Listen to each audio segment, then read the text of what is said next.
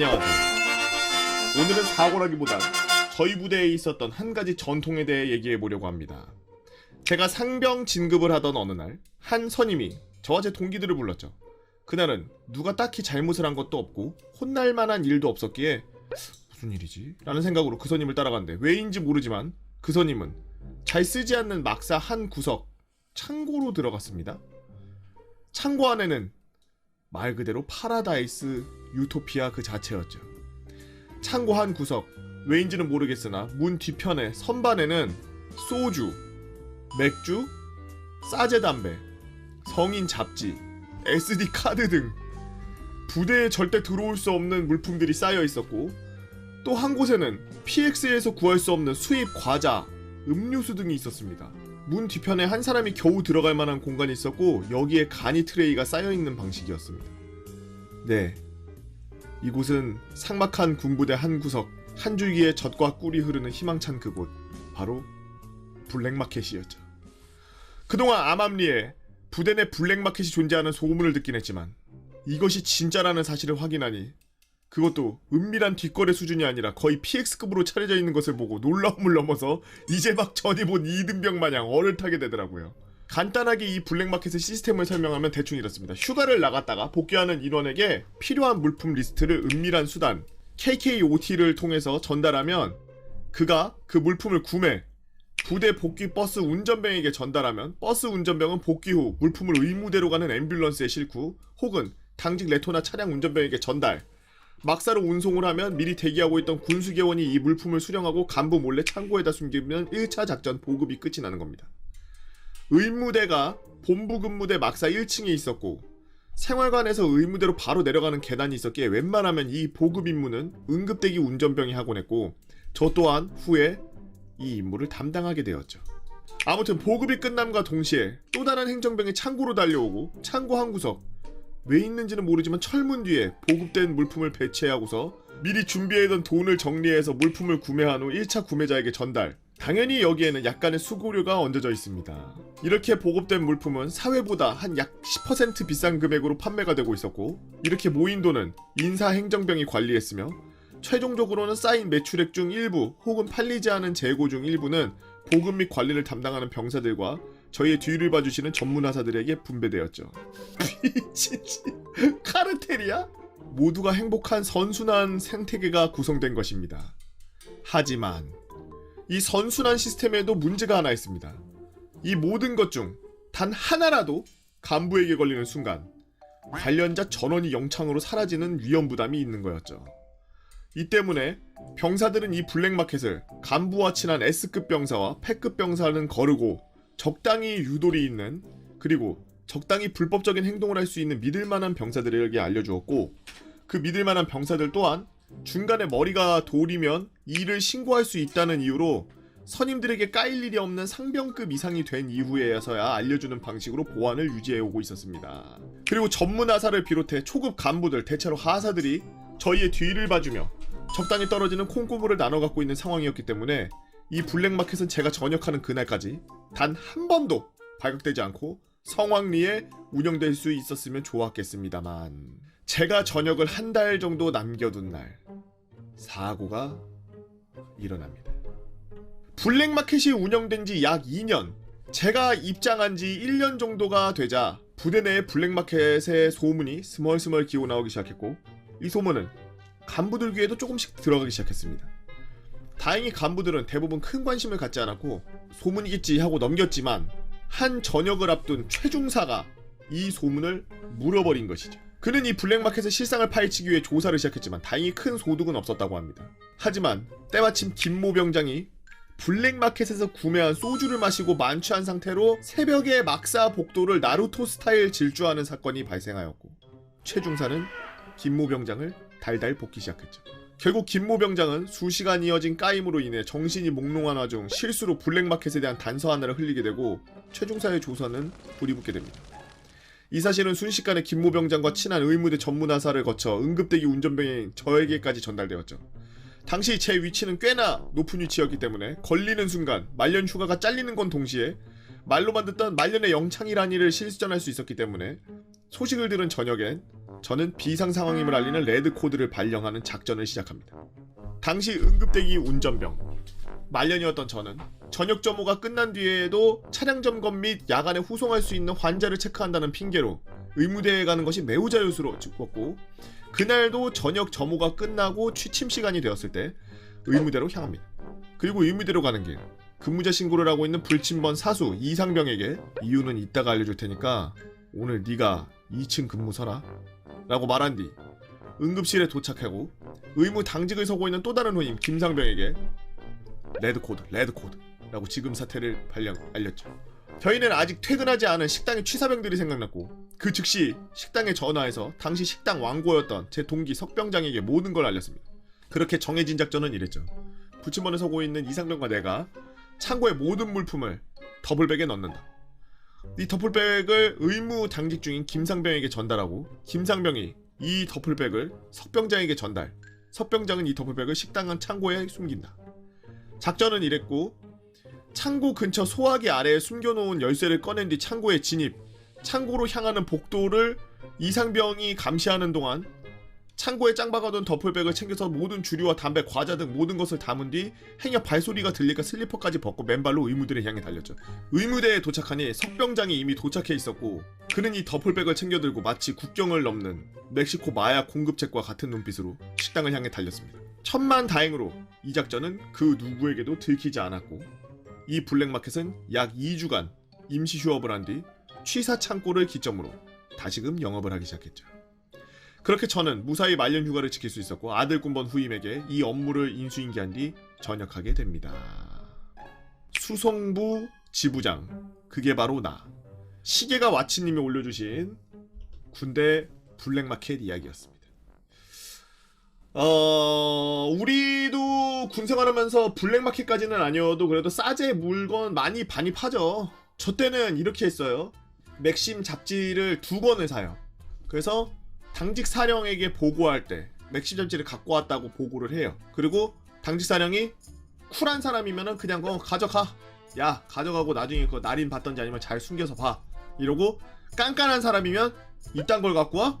압수. 이제 완전 징계받을 놈이네. 뭐 죄송합니다. 여기다 놓고 가겠습니다. 그래서 놓고 가면은 그 밤새 거기서 맥심 그 사람이 보거든. 단 여기서 그 당직 사령이 간과한 게 뭐냐? 내 등에는 맥심 잉여 한 권과 스파크 한 권이 같이 등에 붙어 있다는 거예요. 앞에 제출한 맥심은 연막 작전입니다. 그리고 우리 부대, 제가 있던 부대는 약간 전통은 아니고 약간 꼴통이었는데 애들이 12시인가 그러는데 나 근무도 없는데 나오래. 그래서 나갔어. 그러고서 쭉 갔더니 당구장 관리병한테 당구장 그 키 받아가지고 당구장 들어가는 거야. 아니 이 여밤에 당구장을 왜 들어가지? 그랬더니 갑자기 카드가 나와. 응? 군대에서 카드를 쳐? 군대에서 카드 치면 도박으로 잡혀가는 거 아니야? 카드가 나오더니 갑자기 주머니들에서, 우리 때는 담배가 보급이었거든? 담배가 막 나와. 담배가 막 보루로 나와. 옆에 막 담배 이만큼 쌓아놔. 자, 이제부터 몰빵이야. 와, 나보고 그거 짱보래. 근데 결국에는 그게 안 된 게 당직 사령이 후레쉬 들고 밖에서 빛을 휙 이렇게 했다? 그러니까 시작도 못하고 다 꺼내고 있는 와중에 밖에서 당직 사령이 휙 이러니까 갑자기 이지랄해. 뭐지? 숙이라고 확 이러고 있다가 다 올라가자 그래가지고 목욕탕 쪽으로 붙어가지고 무슨 저글링들처럼 그렇게 해서 다시 올라가서 잤지. 그 좁은 아주 그 공간에서 어떻게 해서든 그 스트레스를 풀고 조금이라도 박탈감을 느끼기 위해서 그렇게 아동마동하게 살았던, 그 시스템에서 조금이라도 살짝이라도 벗어나서 그 자유감을 느끼고 싶어했던 그 또라이 선임들 갑자기 좀 보고 싶긴 하네요. 개복원님 일전에 무서운 이야기 올려서 지금은 재밌는 이야기를 한번 해보려고요. 때는 제가 부사관 임관하고 첫 부임받은 곳 제 첫 분대원이 겪은 일입니다. 그때 당시 저는 전방소초로 배치가 되어 있었고 그 소초는 고라니가 상습적으로 출몰하던 곳이었죠. 당시 이 A병사, 편의상 A병사라고 할게요. A병사는 식당에서 밥을 하는 조리병이었습니다. 상습 고라니 출몰 지역이라 짬통을 고라니가 엎어놓는 경우들이 많았는데, 아니 어떻게 들어왔는지 모르지만 고라니가 상습적으로 소초를 침입해가지고 그날도 어김없이 이 A병사는 짬 처리를 위해 짬통으로 향하던 도중 고라니가 짬통을 엎어놓고 취식하는 장면을 목격하게 되었죠. 그리고 고라니와 영혼의 맞다이를 하려고 고라니한테 달려들었고, 그렇게 쫓고 쫓기는 추격 끝에 고라니를 막다른 곳으로 몰아넣었습니다. 고라니를 덮쳐서 들고 있던 홍두깨로 갖다 두드려 패려고 했는데 고라니는 필사적으로 저항하였고 서로 투닥투닥 죽방을 주고받은 뒤 그 와중에 고라니 뒷발차기가 이 A병사의 거시기에 그대로 직격하게 되었고, 그 충격으로 그 자리에서 기절. 식사 준비를 할 시간인데 보이지를 않자 소초 수색을 했는데 기절해 있던 이 병사를 발견해 급히 의무대로 이송했습니다. 이 군인 간부 출신이라 그러신지 글이 마치 그 조서 꾸밀 때 있잖아요. 상황 보고할 때 보고 서식처럼 쓰셨네. 약간 상황 보고 받는 것 같아. 나 대대장 된 기분이야. 이 병사의 존슨 순환 1차는 여기서 끝나지 않았고, 당시 의무대 간호장교님이 베이글의 미인이셨는데 그 순간 이 A병사의 존슨이 슬슬 고개를 들었고, 뒷발에 가격된 충격에도 존슨은 늘상 하던 대로 본능에 충실해졌습니다. 그걸 본 간호장교님은 아고마 니 고자는 안되겠다. 꼴에 또 가시나 봤다고 짠뜩 쓰긴 하는 거에 보이네. 여자로 보이긴 하는갑제. 이러고는 이 병사의 존슨의 꿀밤을 먹이던 손가락으로 치고 지나갔죠. 아니 왜 치세요? 아니 왜 치고 지나가세요 간호장교님? 검사 결과 다행히 존슨에는 큰 이상이 없었고 복귀해서 그곳에 보호대를 찬 채 포경수술한 받은 것 마냥 어그적거리면서 한동안 생활을 했죠.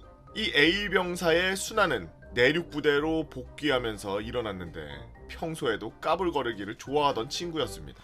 부대 작업 중에 쉬는 시간, 이 친구는 들고 있던 데뷔자루를 황비용을 보여주겠다고 데뷔자루를 휘두르기 시작했는데, 그때 저는 야야 그만해라. 니 그러다가 또 니 존슨 다칠라니 또. 아유 분대장님 걱정하지 마시오. 제가 소림무술 10년 수련. 이 A병사는 휘두르던 데뷔에 존슨을 맞고 그대로 쓰러졌고 자신의 존슨을 부여잡은 채 바닥을 뒹굴면서 울고 불고 하고 있었습니다. 저는 급하게 국룰인 엉덩이 두들기를 해주면서 응급조치를 취해주었지만 그 순간 A병사는 분대장님 제 존슨에 감각이 없습니다? 그렇게 존슨을 부여잡고 다시 의무대로 가는 A병사는 그렇게 지난번 마주쳤던 베이글 간호장교분과 또 눈이 마주쳤고, 아이고만 니 또 존슨 다쳐왔나. 내 못 산다 못 살아. 아이고 니는 막 존슨이랑 웬 수졌나. 아유 구의관님이 니 존슨 부러졌다 하니까네 있어봐라. 내 보호대하고 깁스해줄고 막 존슨 부러졌다.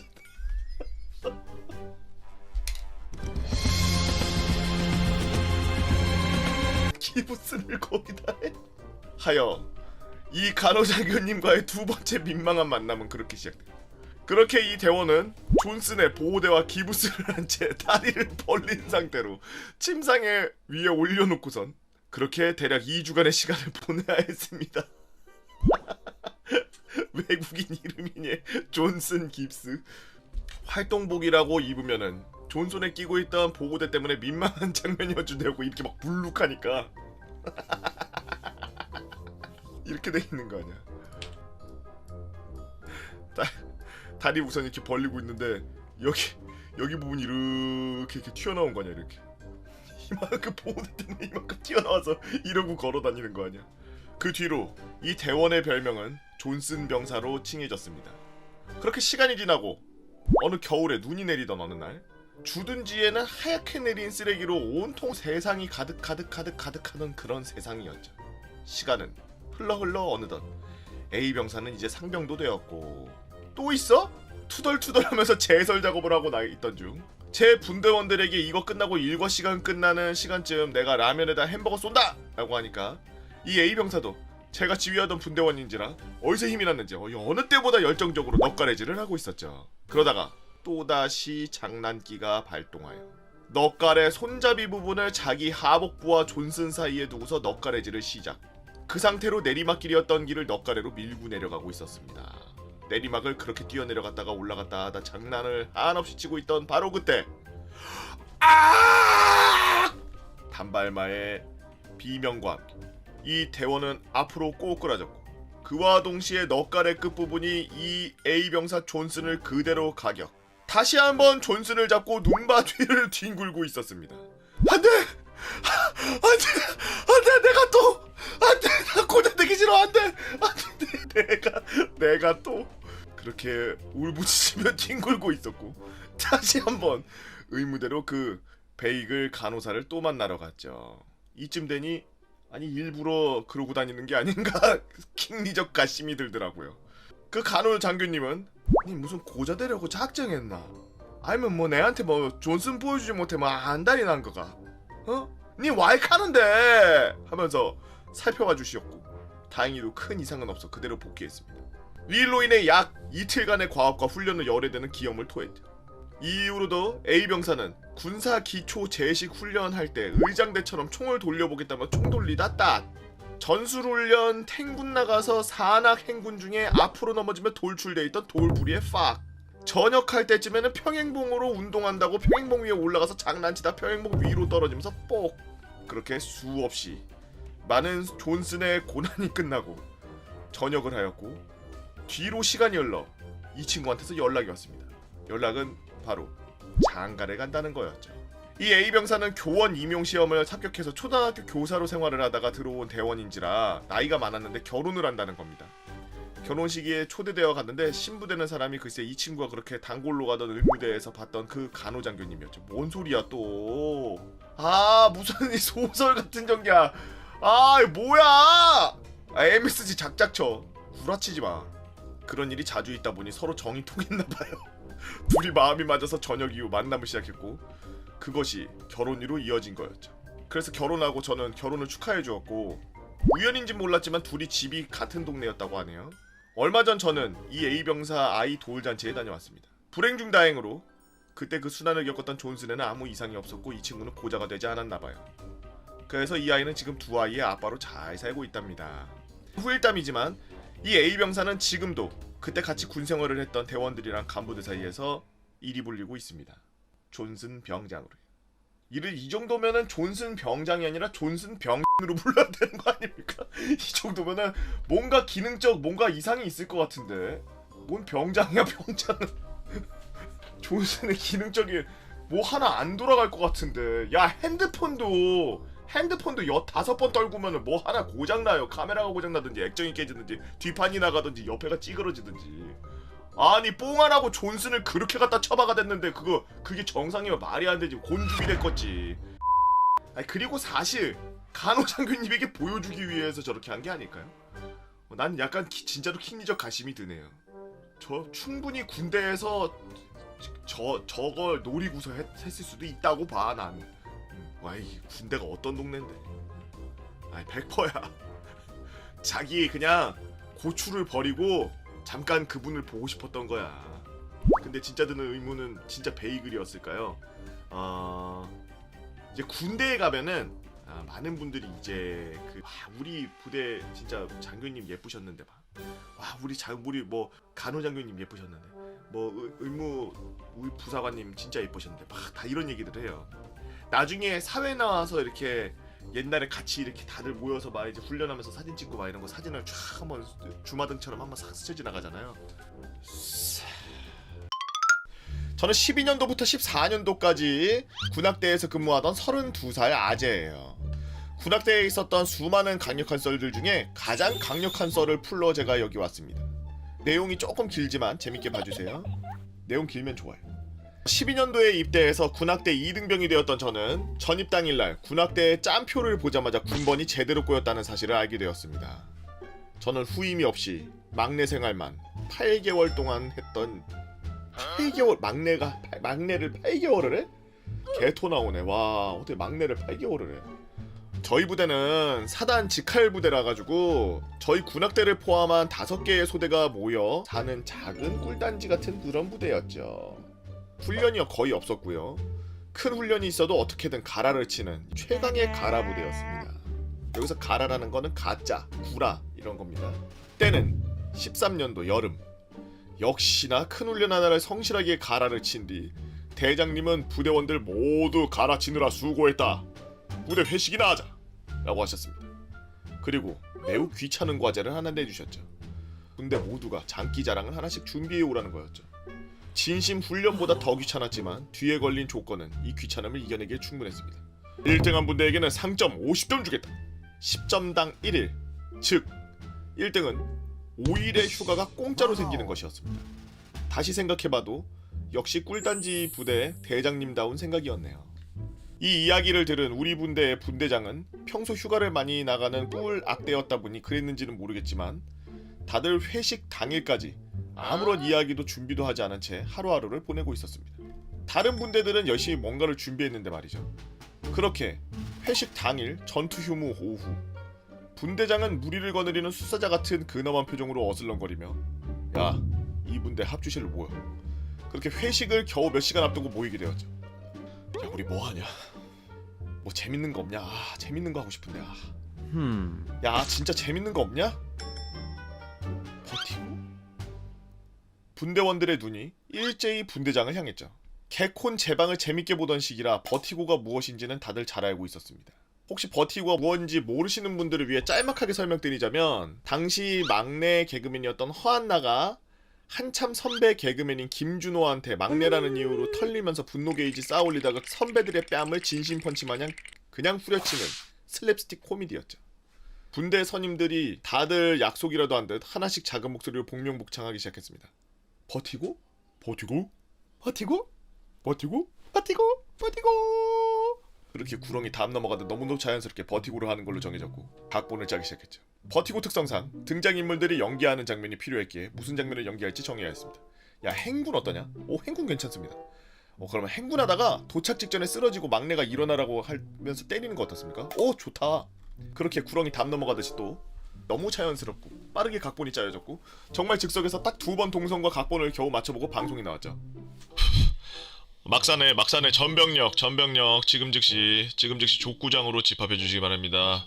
야, 너 진짜 세게 때려야 된다. 진짜 개세게 때려야 된다. 다 세게 때려야 된다. 라면서 분대장과 모든 선임들이 저를 향해서 자신의 뺨을 세게 때리라는 합법적 하극상 명령을 두 눈을 부릅뜨며 내렸습니다. 알겠습니다. 저는 살면서 누군가의 뺨을 때려본 적도 없고 학생 때 싸움이란 걸 해본 적도 없는 사람이었죠. 그날은 제 생애 첫 손찌검을 한 날로 기록된 날이었습니다. 그렇게 족구장에 100명의 전병력이 집합했고 대장님은 마음껏 즐기라는 한마디와 함께 회식이 시작되었고 술판이 벌어지기 시작했습니다. 한참을 꿀을 발견한 꿀벌들 마냥 몸 안에 벌꿀줄을 발효시키고 있을 때 대장님의 확성기가 켜졌습니다. 자, 모두들 재밌게 즐기고들 있었나? 예! 자, 그럼 대장이 준비하라고 시킨 분대별 장기자랑을 지금부터 시작한다. 순서는 분대 이름과 장기자랑을 적어서 제출한 순서대로 하도록. 저희 분대는 마지막까지 연습을 하느라 제일 늦게 내려가기도 했고 준비물은 나름 화이트보드를 챙겨서 내려가느라 종이 제출이 제일 마지막이었죠. 여러 분대의 장기자랑이 지나가고 자, 다음 순서는 군낙 2분대 버티고. 족구장이 술렁이기 시작했습니다. 버티고? 그 버티고? 야, 그거 아니야? 그 허한나 막 나와가지고 막 그거 막 때리는 거? 그거 맞을걸? 술렁술렁. 그렇게 시작된 종이각본 한 장 없는 버티고. 야, 자, 오늘 우리 신입 들어왔다. 얘가 오늘 이거 연기할 거야. 야, 신입 내용 기억하지? 예. 그래, 그럼 시간 없으니까 바로 진행하자. 준비됐지? 자, 레디 큐. 모포 덮어놓은 화이트보드 뒤에서 첫 번째 시상자가 걸어나왔습니다. 군장을 메고 힘겹게 걸어나온 그 선임은 저의 사수. 힘내십시오, 김상배님. 고지가 눈앞입니다. 아니야, 나 더 이상 못 갈 것 같아. 털썩. 연기인지 술에 취해서 진짜로 쓰러진 건지 분간이 안 될 정도로 리얼한 사수. 저는 들어놓은 사수 위에 올라타 몸을 마구 흔들며 김상병님 정신 차리십시오. 아니야, 난 더 이상 못 가. 아니야, 김상병님 짝. 0.5초간의 정적. 그리고 우와! 광란 그 자체였습니다. 부대 내 모든 병력들이 미친 듯이 소리 지르고 배를 잡고 뒤를 넘어가고 사이비 종교 집단을 보는 듯한 광경이 펼쳐졌습니다. 야, 진짜 때렸어. 야, 쟤 진짜 때렸어. 쟤 막내 아니야? 야, 쟤 막내 맞아. 야, 와, 개세게 때렸어. 다들 얼굴들이 시뻘개져서 웃느라 정신이 하나도 없죠. 저는 0.5초간의 정적 때 마주친 그 선임의 눈을 잊지 못합니다. 지난 8개월간 막내의 상징인 큰 북을 메고 다니며 온 힘을 다해 큰 북채를 휘두르는 이 손목 스냅. 사회에 있을 때 물수제비를 뜨면은 그 누구보다도 저를 이길 수 없었던 이 손목 스냅을 조금 전에 망설임도 없이 매다 꽂은 그 순간 분명히 사수는 술이 완전히 깼을 거고, 참고로 저는 술을 한 모금도 입에 대지 않아 완벽한 맨정신이었죠. 명중률은 말할 필요도 없었습니다. 그렇게 손바닥이 얼얼할 정도로 뺨을 후려치고 나니 그간 길고 긴 막내 생활의 서러움이 깨끗하게 씻겨져 나가는 기분이었습니다. 마침 선임들도 알달달하게 취했겠다. 오늘 아주 날이다. 오늘 잡자. 그냥 후회 없게 하자. 온 힘을 다해! 부대의 모든 인원들이 광기에 사로잡힌 채로 그렇게 두 번째 타자가 등장했습니다. 이 선임이야말로 진짜 희생자. 우리 군악대 2분대를 위해 진짜로 자신을 희생한 사람이었죠. 이 선임은 본래 군악대가 아니라 타부대에서 파견으로 온 마술병이었습니다. 말 그대로 아저씨였습니다. 군악대 2분대에 녹아들어서 한지도 꽤 되다 보니 자신이 희생양이 돼야 된다는 걸 자연스럽게 받아들인 모양입니다. 마음 한켠이 짠했지만 이미 어쩔 수 없습니다. 아니, 이 부대도 아니고 다른 분대 파견 온 애인데 파견의 애도 두들겨 패? 각본상 마술 아저씨가 건들거리면서 저를 보고 이 짬찌랑 해야 된다고? 식의 짬찌 드립을 쳤고, 저는 최대한 감정이입을 해서 6개월 넘도록 들어왔던 짬찌라는 단어에 집중했죠. 마을 한켠에 갑자기 분노 게이지가 끌어올랐죠. 저는 말없이 다리를 걸어 넘어뜨렸습니다.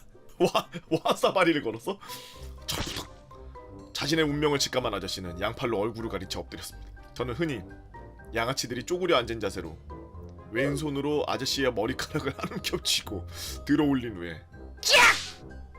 하고 갈겼죠. 우와! 족구장은 또다시 사이비 종교 집회가 되었고, 저는 유유히 다음 타자를 맞이할 준비를 했습니다. 다음 타자는 전역이 60일 남은 병장.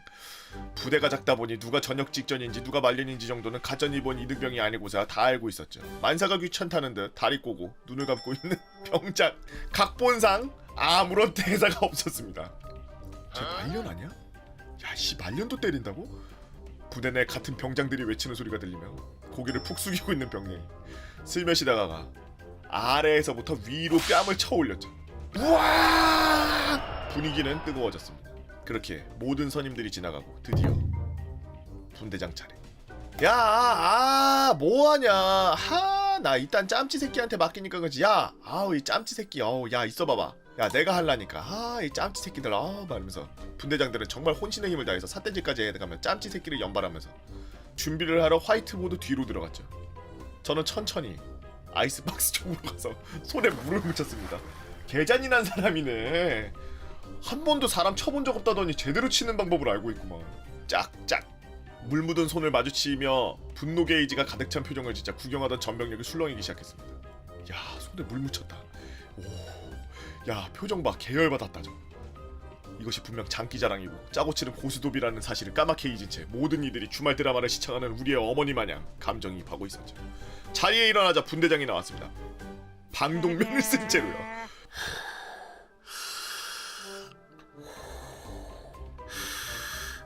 거친 숨을 내쉬는 분대장의 뒤로 가서 정화통을 손으로 막았습니다. 재빨리 방독면을 벗어지기며 야, 이건 안 되겠다. 야, 이건 하고 김준호의 대사를 치던 그 사이 다리를 걸어서 잡아뜨렸죠. 제대로 걸려서 거의 한 바퀴를 트위스트 추면서 넘어진 분대장은 재빨리 뛰어가 일어나려는 분대장의 뺨싸대기를 짝! 역시나 술기운이 더해져 제대로 몸을 못 가누는 사이 짝! 한 발 더 날렸고, 지금도 기억나는 건 이 마지막 한 방을 때릴 때 얼굴에 나도 모르게 슬쩍 미소가 지어졌다는 겁니다. 그렇게 저의 임무를 완수하고 뒤로 돈 순간 손님들이 아이스박스를 통째로 들고 와서 달려오는 모습을 보았습니다. 1초라도 늦었다가는 여기서 큰일이 난다는 사실을 파악하고 재빨리 몸을 피하는 그때 자리에서 막 몸을 일으키던 분대장은 그대로 족구장 바닥에 쩍 붙어버렸죠. 제가 때린 뺨보다 이게 더 아팠을 겁니다. 우와!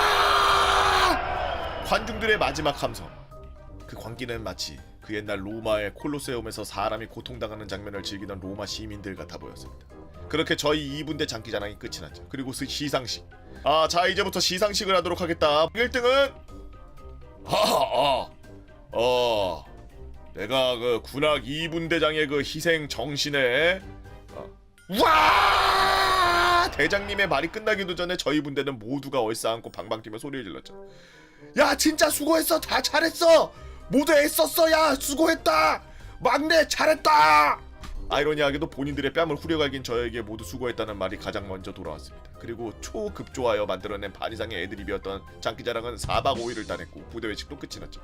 아마 선임들의 뺨을 온 힘을 다해 후려치고 4박 5일 휴가를 받은 건 전군 통틀어 저만 있지 않을까 조심스레 생각해봅니다. 전역한 지 어느덧 7년. 지금까지도 잊을 수 없는 평생의 추억거리가 된 선임들 뺨 때리고 4박 5일 휴가 받은 썰 여기서 마치도록 하겠습니다. 유튜브 각이 잡히면 다른 썰들도 풀어보겠습니다. 긴 이야기 읽어주셔서 감사합니다. 라고 DTHK님께서 올려주신 썰랑썰레였습니다. 저는 2003년도 8월에 입대하였고 오땡사단 C땡 연대 2대대에서 근무하였습니다. 저희 지역에는 땡사관학교가 있고 헬기부대, 탄약창 등 군부대가 몰려있는 군사도시 아닌 군사도시가 있는 부대였죠. 때는 2003년도 가을 국군의 날이었습니다. 전이 본 지 얼마 지나지 않아서 경북 어느 지역의 국립묘지에서 있었던 썰입니다.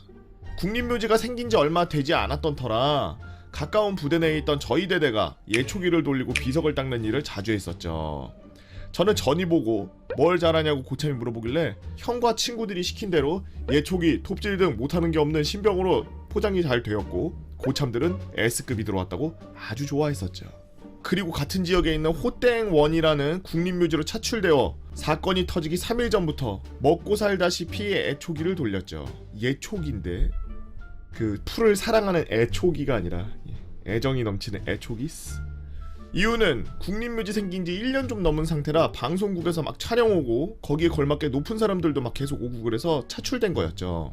그리고 사건 당일 10시에 식이 거행된다고 하여 소대장님이 모든 인원들 사무실 안쪽 구석탱이 이에다가 20명 되는 병사들 다 집어넣고 니네 쉬고 있어 라고 하셨죠. 보통 저렇게 병사들 숨겨요.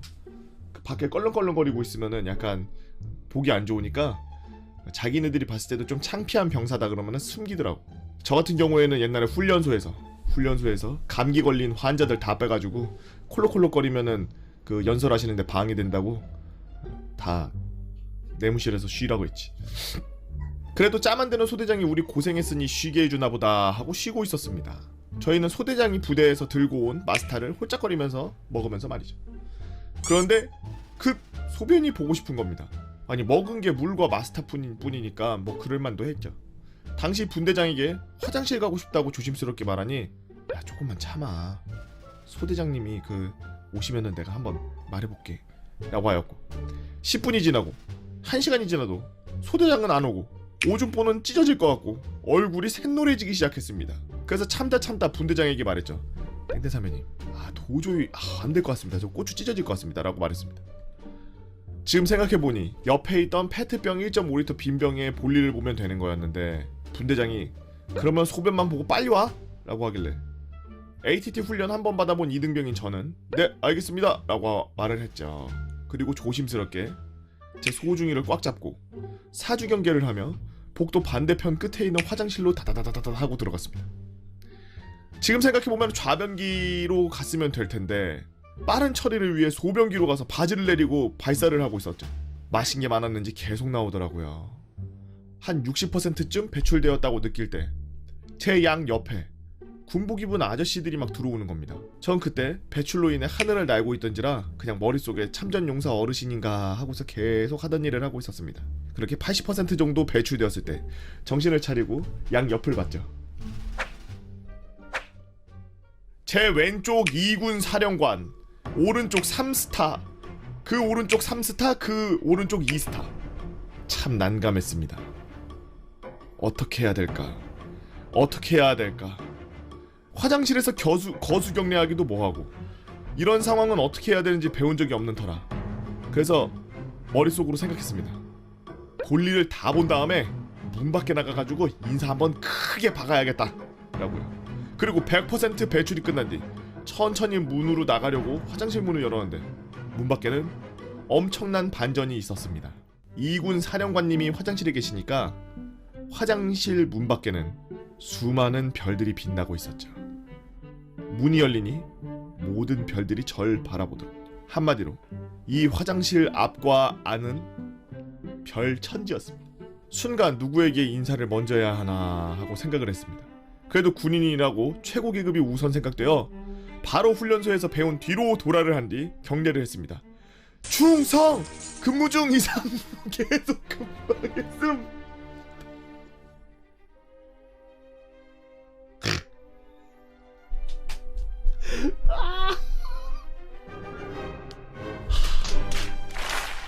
저도 모르게 실수를 해버렸죠.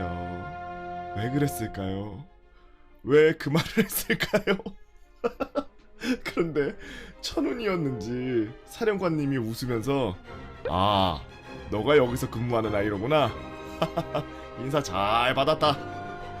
이러시는 겁니다. 순간 뭐지? 무슨 말이지? 생각을 했죠. 그러던 중에 문 밖에 있던 저희 사단장님을 부릅니다. 어이, 여기 땡땡 사단장. 그때 처음으로 저희 사단장님을 봤습니다. 사령관님이 사단장님에게 한마디 하시더군요. 이 병사 인사값으로 휴가 하나 보내줘. 그리고 부대로 복귀하셨습니다. 이틀쯤 지났을까요? 행정반에서 알린다. 이병 이땡땡 지통실로 지금 당장 오기 바람. 그래서 지통실로 막 뛰어갔더니 연대장님과 대대장님이 껄껄거리면서 웃으면서 군용 체육복 한 세트와 운동화 그리고 휴가증을 주시더라고요. 그리고 연대장님이 말씀하셨죠. 야, 이등병이 참 대단해. 부대 역사상 사령관님한테 포상받은 이등병은 네가 처음일 거야 라고 하시더라고요. 나중에 알고 보니 사령관님은 제 모습이 좀 불쌍해 보였나 봅니다. 주황색 체육복에 3일 동안 등에는 소금이 생겼고 여기저기에 풀 물이 들어서 안타까워 보이셨나봐요. 아, 예초기 돌리고 맨날 그랬어서. 그래서 100일 휴가도 가기 전에 포상 휴가 간 이등병 썰이었습니다.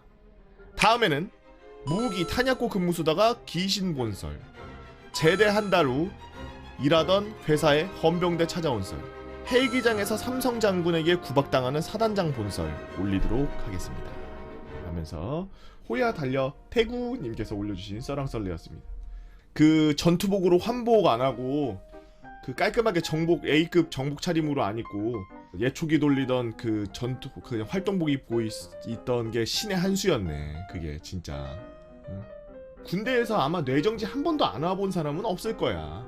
거의 모든 사람들은 그 압도적인 분위기와 그 상황과 그 말도 안 되게 내가 쳐다볼 수도 없는 그런 계급에 있는 그런 사람들이랑 이렇게 독대하거나 마주하거나 이랬을 때 그 오는 그 정신적 패닉은 말로 못해.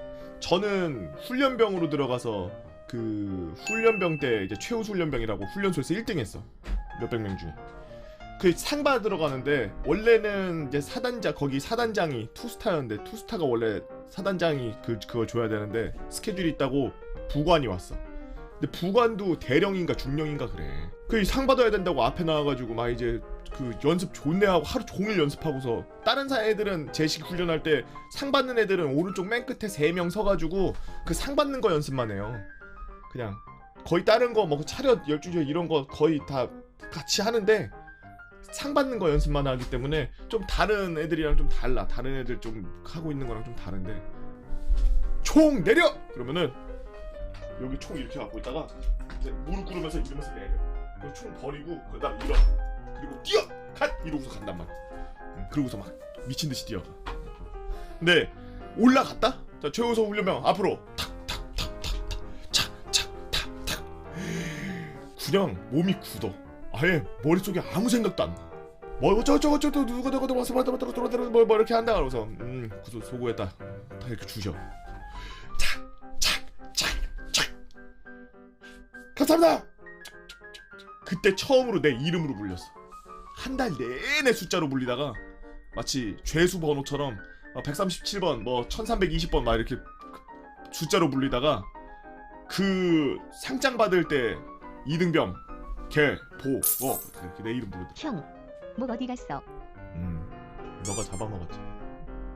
여튼 아마 저였어도 화장실에서 오줌 싸고서 좌우 봤는데 3스타, 2스타, 4스타 이렇게 있고 문 열고 나갔는데 1스타, 2스타들 널려있고 그러면은 저 같아도 뒤돌아서 인사 박았을 거예요. 절 안 한 게 어디야. 그래도 이등병이라 그 경례는 제대로 배워가지고 경례는 하셨네. 절했지 잘못하면.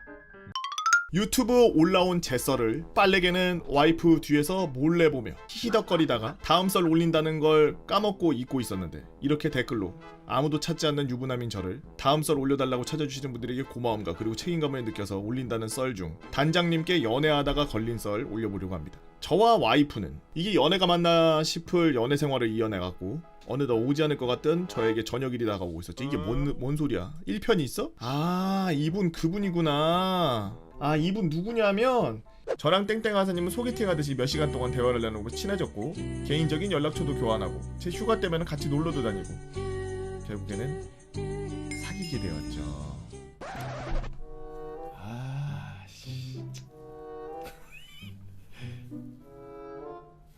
여러분도 저랑 비슷한 감정인가요? 왜 짜증이 나지? 정말 연애하면서 언제 제 저녁일이 오나, 저녁하면 뭐하나, 이제 아무런 제약 없이 연애할 생각하면 저희는 너무나도 행복했죠. 그리고 이런 행복은 자만에 이뤘고 그리고 파국을 맞게 되었습니다. 사건이 일어날 때는 제가 말년 휴가를 다녀와서 진짜 전역하기 4일 남은 주말이었죠. 여느 때와 다름없이 와이프는 면회 신청을 했고 너는 4일 뒤면 전역하는 애가 무슨 면회를 하냐면서 소대 간부의 쿠사리를 들으면서 저는 룰루랄라 면회장으로 갔습니다. 평소에 면회 올 때 사복을 입고 오는 와이프는 그날따라 정복을 입고 와 있었고 저는 살짝 놀랐지만 뭐 어때 싶어서 오늘은 왜 이렇게 입었어? 라고 물었죠. 와이프는 그래도 이제 마지막으로 하는 면회인데 이런 차림으로 너와 비행단에서 사진을 찍고 싶어 라고 했습니다. 나중에 다 추억이라면서요. 저희 비행단은 면회 오면은 면회실에서 뿐만이 아니라 면회객들에게 비행단 일부를 둘러볼 수 있게 되어 있었습니다. 퇴역한 전투기, F4, 제공호, 90년대의 귀순한 미그기 등이 전시되어 있고 면회객들이 산책을 할 수 있게 길도 잘 조성되어 있었죠. 여기서는 면회객들이 사진 촬영도 하고 음식도 먹곤 했습니다. 면회객들을 위해 조성된 길은 단본부, 단장님이 집무실이 있는 곳 맞은편에서 끝납니다. 사랑으로 가득 찬 저희 커플은 면회실을 나와서 서로 부둥켜 안고 뽀뽀도 하며 투수님들 중에서 아직 못했는 분들 계시면 사과드립니다. 왜 유튜브 분들은 무시하시는 거죠? 했을 것 같나요? 유튜브 분들은? 사진을 찍어댔죠. 한 30분쯤 지났나? 갑자기 단본부 쪽에서 소령 한 분이 막 뛰어오시더니 저희 쪽으로 오는 겁니다. 아이고 수고하십니다. 혹시 두 분의 관계가 어떻게 됩니까? 필승! 예? 당시 저녁 4일 전이라 전투복 모자에 예비군 마크 오버로크를 한 상태였고 09군번이라 개구리 전투복이었으며 와이프는 하사 계급장 달린 정복을 입고 있었죠. 저희 그냥 만나는 사이인데요? 그 혹시 남성분이 전역하신 분입니까? 아닙니다. 4일 뒤에 전역합니다. 아 그러면 두 분 소속이랑 이름 좀 알 수 있을까요? 아 큰일났다 싶어가지고 뭐 곧 전역도 하고 곧 뭐 또 남녀가 만나는 게 뭐 큰 문제일까 싶어서 반신반의하면서 저의 관등 성명을 냈고 소룡은 말없이 소속과 이름을 적어서 단본부로 뛰어갔습니다. 저는 계속 걱정하는 와이프를 달래며 소대에 복귀했고 저녁 전무가 끝나니 소대장이 저를 따로 보자고 불렀죠. 야 조수야, 너 여자 간부랑 연애하냐? 아 그게 연애까지는 아니고 친한 사이인데요? 야 아무리 세상이 말세여도 친한 사이라고 사람들 있는 데서 물고 빨어? 아 그게 아무튼 너 부관실에서 연락 왔어. 너 미국이 앞에서 그 간부랑 아주 난리를 쳤다며. 단장님이 보시고 뒤로 자빠지셨단다. 지금 대대도 난린데 내가 일단 너랑 얘기한다고 했거든. 아 저는 어떻게 합니까? 일단 주임원사님이 대대에서 보자고 하니까 전투복으로 갈아입고 와. 그리고 무조건 죄송하다고 빌어. 그렇습니다. 단 본부에서 주말인데도 근무를 하시던 단장님이 단장실 창문 넘어서 군복을 입은 남녀의 요사망측스러운 쭉쭉 빨아대는 그런 행동을 보시고 부관을 시켜가지고 소속과 이름을 알아오게 한 거였죠. 난 죽었다 마음속으로 되뇌이며 대대 주임원사실에 들어가니 사복 차림의 주임원사님께서 아이고 경사났네 경사났어로 연발하면서 저를 흘겨보셨습니다. 야 투수야, 이 새끼가 너 연애를 하려면 몰래 하든가 원래 무슨 군복을 입고 왜 그런 거야? 저녁이 얼마 안 남았다고 아주 신났어 이 새끼가. 야! 시정하겠습니다. 시정해 이 새끼야. 너야 전역하면 망구땡기면 가사는 뭔데 이 새끼야. 지금 이게 단장님이 지금 직접 보신 거라서 내가 뭐 어떻게 해줄 수도 없고 이 새끼야. 너 일단 진수서 쓰고 소대로 복귀해. 저는 손을 달달달달달달달 떨면서 진수서를 한자 죄송합니다로 진수서를 썼습니다. 그러니까 미국이 앞에서 줄줄 빨어. F4 앞에서 빨았으면 멋있기라도 하지. 존나 구린 미국이 앞에서 빠니까 이렇게 된 거예요. F22 앞에서 빨아서 봐라. 뉴스에 나왔지. 그리고 남은 3일 동안 초조함에 생기를 잃어갔고 이 사정을 모르는 몇몇 소대 간부들은 야, 투수 아주 장군이냐. 아주 그냥 얼마나 군생활이 맞으면 저녁일이 다가오는데 이렇게 시무룩해. 저녁하기 싫어? 라는 등 속 없는 소리만 계속해댔지. 근데 이상하게도 저녁일까지 아무 일도 없는 겁니다. 저녁 신고하러 대대에 갔는데 대대 주임원사님은 그동안 고생했어 하면서 어깨 도닥여주고, 대대장님은 일장 연서류 꺼져 그러면서 가시는 겁니다. 뭐지? 아직 징계 결정이 안 났나? 우선 일단 이곳을 벗어나야 되겠다 라는 생각에 왜 이렇게 빨리 가냐는 동기들의 말을 무시한 채 빠른 걸음으로 위병소까지 튀어나갔죠. 근데 거기서 웬 낯선 아저씨가 혹시 땡땡 병장 아니냐? 잠시 조용한 곳에서 얘기해 좀 할 수 있겠냐? 이러는 겁니다. 저는 뭐지? 저녁하는 날 경찰에서 나온 건가? 이제 저녁을 했으니까 이젠 민간인 신분으로 경찰에서 수사받는 건가? 아니면 헌병단인가? 뭐지? 했습니다. 그 낯선 아저씨는 저의 와이프의 아버지, 즉 장인어른께서 직접 저를 찾아온 것이었죠. 저는 역 근처 순대국밥집에서 장인어른께 정신교육을 3시간 당했고, 집에 도착하니 말년 휴가 때 저녁하면은 제가 좋아하는 소고기 사놓고 기다리겠다는 어머니의 머리에 흰띠를 두른 채 거실에서 욕 깔고 누워 계셨고, 아버지는 제가 군화도 벗기 전에 무릎 꿇고 너가 뭘 잘못했는지 소상히 말하면서 소리를 지르셨죠. 저는 현관에서 1시간 동안 혼나면서 변명만 늘어댔습니다. 당시 금방 알게 된 사실인데 장인어른께서 저희 집에 연락을 했습니다. 사건의 전말은 이랬죠. 첫 번째, 면회 이후 여친이 걱정된 마음에 장인어른께 연락. 저와 있었던 일을 다 말함. 장인어른께서 기무사에서 오래 근무하셨던 군인 출신이셨음. 장인어른께서는 이 일을 무마시키려고 부단히 노력하심. 저는 그냥 유야무야되고 와이프는 품위 유지 위반으로 경징계 받음. 장인어른은 저와 헤어지라고 와이프에게 강요. 와이프 시금을 전폐하며 항명. 이미 결혼까지 약속한 사이라고 함. 이때 결혼하자고 한 적 저는 없습니다. 그 말에 장인어른은 저희가 갈 때까지 간 사이고 저는 당신의 딸을 범한 파렴치한 놈으로 바뀜. 장인어른께서 우리 부모님께 연락. 화목했던 우리 집 근심이 가득해짐. 현관에서 무릎 꿇고 부끄러운 짓은 절대 하지 않았다며 부모님께 읍소. 아버지, 아니 그런데 그 사람은 왜 그렇게까지 하냐며 분노 후 장인어른 만나서 단판 짓고 오겠다고 함. 며칠 뒤 두 분이서 만나서 술이 잔뜩 취해 오신 아버지는 장인어른과 형동생 사이가 됨. 양가 어른들의 결혼이 추진됨. 10개월 뒤 만 23살, 25살의 나이로 유부남이 됨. 와이프 당시 23살. 이게 꿈이라면 깨어나고 싶고 망상이라면 병원에 가서 치료받고 싶음. 글에 쓰지 못한 많은 일들이 있었지만 마지막은 이렇게 간추려봅니다. 두서없는 글 읽어주셔서 감사하고 여러분들도 꼭 결혼하시길 바라며 글을 줄입니다. 감사합니다. 태그에 여보사랑에 당연히 결혼은 당신이랑 하지 단지 너무 빨리 한 것 같아 라면서 고라니 암컷님께서 올려주신 썰랑썰레였습니다. 저번 썰은 굉장히 극혐이었거든요. 저번 썰은 축약하자면은 썰을 안 보고 오신 분들 있을지 모르지만 유튜브로 다 보셨을 거라고 생각해요. 그 전에 있던 내용 뭐 소상히 알고 싶으시면 디테일하게 알고 싶으시면 한번 가서 보시는 것도 나쁘진 않아요. 제가 제목에다가 극혐이라고 붙인 이유 자체가 있어요. 걔 극혐입니다. 여튼 뭐 지금 뭐 결혼을 하셨다니까 뭐 제가 뭐 심하게 뭐 말은 안 하겠습니다만 아주 그 극혐으로 끝나서 거기서 아우 극혐 이러고서 끝냈는데 오늘은 아주 무슨 파스를 먹은 것처럼 시원하네요. 그냥 생으로 그냥 파스 물 그냥 들이부은 것 같아. 파스 뚜껑 까가지고 목구멍으로 넣은 것 같네요. 시원하네. 그냥 이빨 끝에서부터 항문까지 시원합니다. 그 어르신들께서 옳게 되신 분들이 둘이 저렇게 했으면 그 걸렸으면 결혼해야지. 결혼 안 하고 싶다고 도망치고 그럴 수가 있나? 다 깜빵 가려고? 저녁 취소되지. 정말 결혼 엔딩이 아니었으면 뭐 헤어졌습니다 뭐 이랬으면은 진짜 미국이 거기 지금 전시돼 있는 걸로 갖다가 밀어버렸을 텐데 다행히도 결혼하셔서 정말 마음이 편안하네요. 막 약간 그 전에 있던 썰을 보고 나서 약간 가슴에 응어리가 있었거든요. 너무 달다구리하고 막 달다 못해 쓴맛이 나. 토할 것 같더라고. 막 그러는데 극혐이구나 이랬는데 오늘은 그냥 보약이네 그냥. 맨솔 한약인가? 존나 시원하네. 썰랑썰레를 즐겨보는 투수입니다. 제가 글 쓰는 재주가 없어서 맞춤법이나 띄어쓰기 맥락이 이따위인 걸 이해해 주시기 바래요.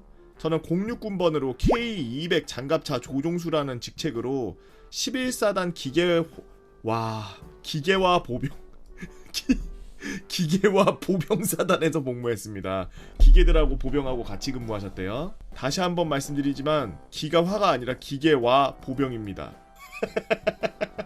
진짜네. 오탄 줄 알았네. 아무튼 저는 소대 후임 1명에 일병 마로봉 선임 1명, 그 외에 다 상병장인 선임들로 개풀린 군번이었죠. 아시는 분은 아시겠지만 상무대에서 후반 교육을 마치고 자대 배치를 받아서 온 거라 그런지 오자마자 후임이 있었죠. 그 후임은 신병 들어온다고 해서 막내 탈출한다고 좋아했는데 선임이라 슬펐다고 하더라고요. 그래도 자대 생활은 그 후임이 선배였기에 거의 친구처럼 지냈습니다. 물론 지킬 건 지켜가면서요.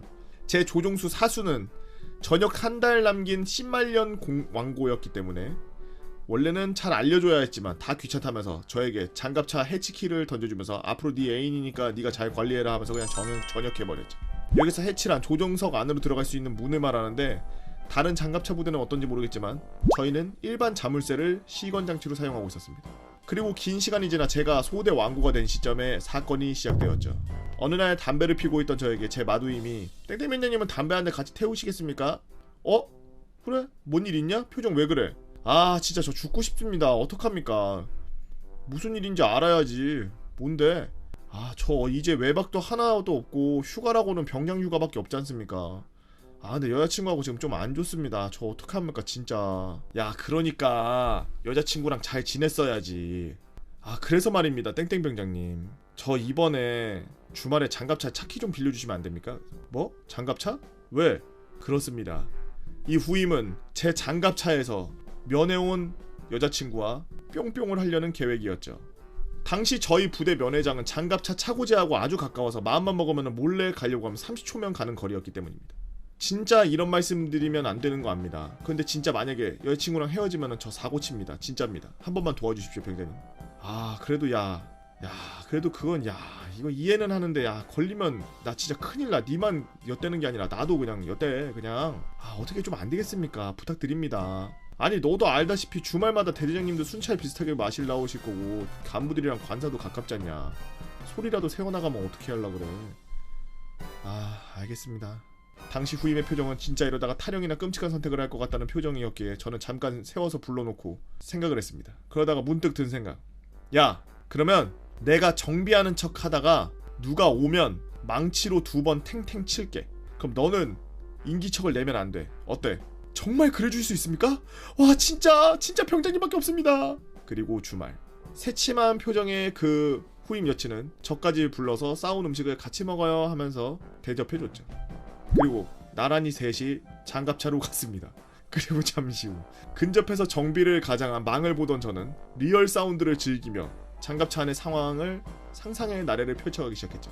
다행히도 그날은 차고지로 아무도 오지 않았고 30분 정도가 지난 후 약간 빨갛게 상기된 얼굴의 후임과 후임 여친이 손을 잡고 나왔죠. 짐승이냐? 나가서 해라. 나가서 좀.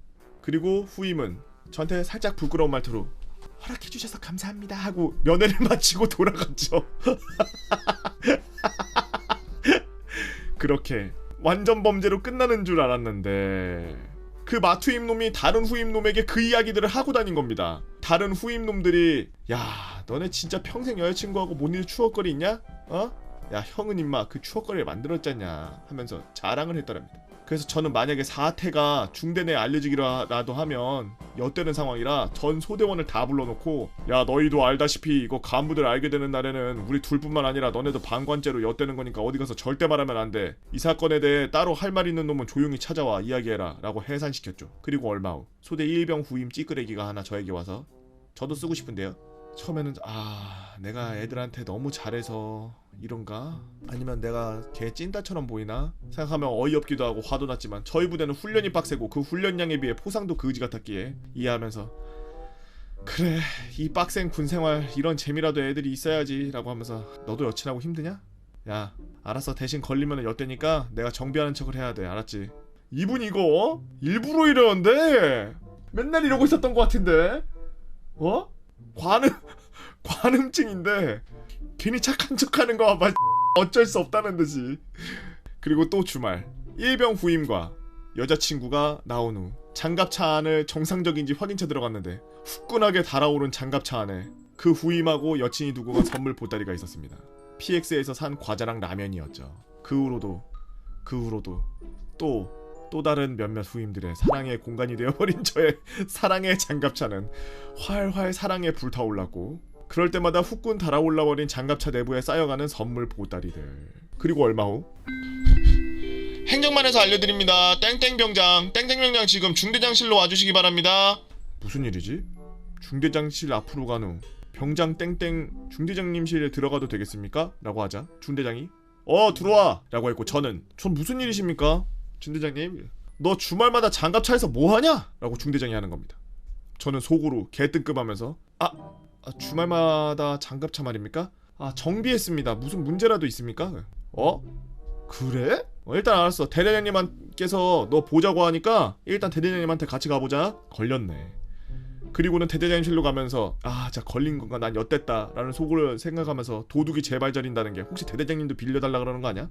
어이 땡땡땡이 병장 땡땡땡 야 내가 주말마다 다 지켜봤어 짜식아. 너보다 후임 애들 다 주말에 다 쉬는데 너 주말마다 장갑차 밑에서 정비하는 거 말이야. 한두 번도 아니고 매번 너 주말마다 정비하는 거 보고서 대대장이 너무 뿌듯했어.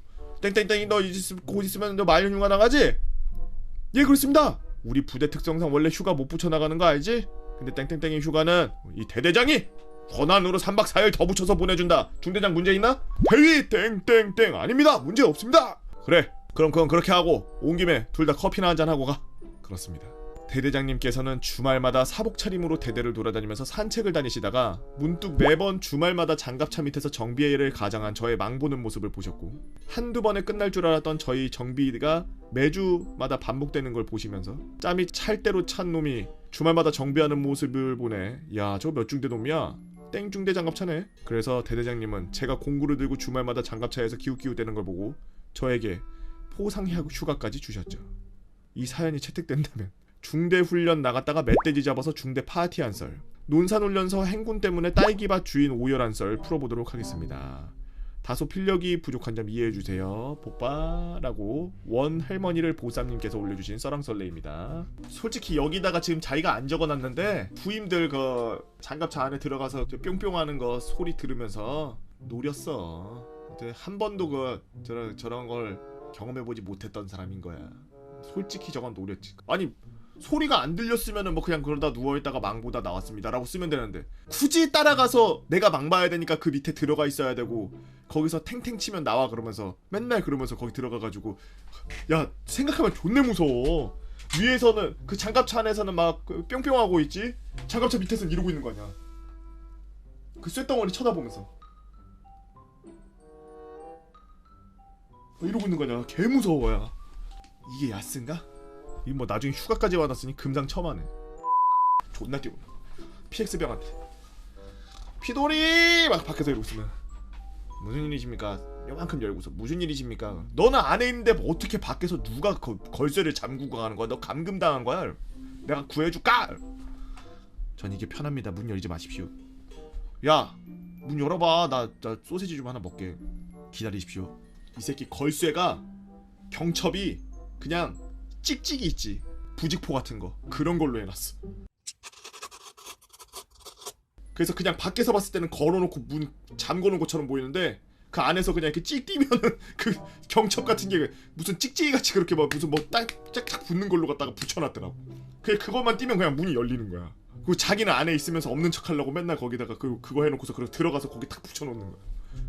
존내 똑똑하더라고. 그리고 안에서 걔랑 같이 얘기하면서 냉동 먹다가 중대장한테 걸리면 개 털리고 말년 때 도대체 어떻게 하면 더 푹 쉴 수 있나를 찾아다니고 뭐 다 그런 군대는 그런 추억이 있죠. 개봉님 유튜브를 즐겨보는 시청자입니다. 이 이야기는 제가 반년 전 편의점 야간 알바 도중에 일어난 실제 실화입니다. 어느 날 저는 여느 때와 같이 카운터에 앉아서 한가롭게 시간을 때우고 있었죠. 그러던 중 어느 아름다운 여성분이 들어오시더군요. 상태를 보니 술이 많이 취하신 듯 했습니다. 하지만 술 취한 사람 밤에 하루 이틀 보는 것도 아니고 저는 대수롭지 않게 생각했죠. 그러던 중 한창 매장을 둘러보시던 그분은 갑자기 카운터 앞에 섰습니다. 그리고 대뜸 휴대폰 충전을 해달라고 하시는 거예요. 그분의 휴대폰은 방전돼서 켜지지 않는 상태였죠. 저는 알바를 하면서 충전해달라는 사람도 많이 봤고 흔쾌히 알겠다고 한 뒤 카운터 책상 밑에 있는 제 충전기를 꽂아주었습니다. 그리고는 충전이 적당히 될 때까지 카운터 반대편에 있는 시식대 의자에 앉아 계시라고 했죠. 그렇게 있는 한 1분 2분 뒤 갑자기 그 여성분이 제게 오더군요.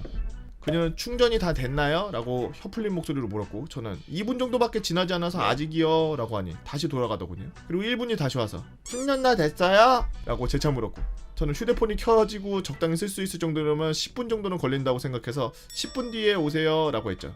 그녀는 알았어요 라고 하고 간 뒤 다시 2분 뒤에 돌아왔습니다. 저는 슬슬 폰이 켜질까 해서 한번 휴대폰을 켜봤죠. 그러나 제가 느슨하게 꽂았던 탓인지 충전이 전혀 안 돼 있었고 그녀는 언제 돼요? 라면서 보채는데 전 당황해서 충전이 잘 되지 않았다고 충전기가 제대로 안 꽂혀 있었네요 라며 미안한 말투로 말을 했습니다. 그러자 그녀가 대뜸 제 옆으로 돌아와서 카운터 안으로 들어오려고 하는 게 아니겠습니까?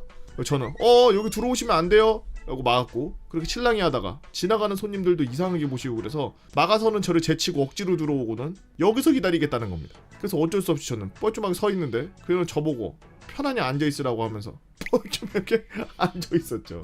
그리고 저는 옆에 있던 작은 의자를 빼서 그녀에게 주었고 그녀도 앉아 저만 어색하게 기다리게 되었습니다. 저는 모쏠이기 때문에 예쁜 여성분과 이렇게 나란히 앉아있던 적이 없던 터라 썩 싫지는 않았습니다. 앉아있던 중에도 그녀는 쉴 새 없이 말을 걸었고 그녀는 몇 살이에요? 저 26이요. 전 24시에요. 지금 몇 시에요? 11시네요. 그리고 대뜸 제가 앉아있는데 허벅지를 툭툭 치거나 팔에 엉겨붙거나 하는 겁니다. 족잔이 당황한 저는 몸이 바짝 굳었고 난 죽었다. 이제 엄마한테 맞아 죽어요. 저는 제가 죽으면 와주실 거죠? 대뜸 이렇게 물어보는 겁니다. 그래서 제가 아니요 왜요? 제가 왜 가요? 라고 하고 그니까 막 이러면서 알 수 없는 말을 계속하는 겁니다. 아마 늦게 술 먹고 들어가면 어머니께 혼이 많이 난다는 걸 말하는 것 같았죠.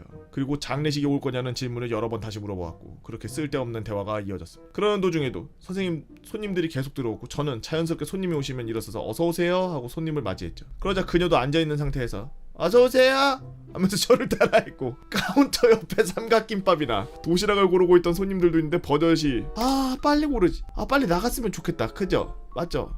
빨리 나가라 라면서 손님이 들을 만한 작은 혀 풀린 목소리로 계속 말을 하고 있는 겁니다. 물건을 가지고 오신 손님의 따가운 시선을 받으며 계산을 하면서 진짜 저 처음 보는 사람이에요 진짜로 라고 땀을 뻘뻘 흘리며 변명 아닌 변명을 해야 됐죠. 그렇게 1시간 정도 지난 뒤 저도 들어온 물건 정리나 일을 해야 되기 때문에 이제 그만 가세요 라고 했고 그녀도 마침 일어서더군요. 야 이제 드디어 가는구나 생각했지만 그녀는 충전해줘서 고맙다며 뽀뽀를 해주겠다며 입술을 내미는 겁니다. 저는 순간 그녀가 술이 깬 뒤 저를 신고하면 어떻게 되나 이게 다 계획된 거면 어떡하지?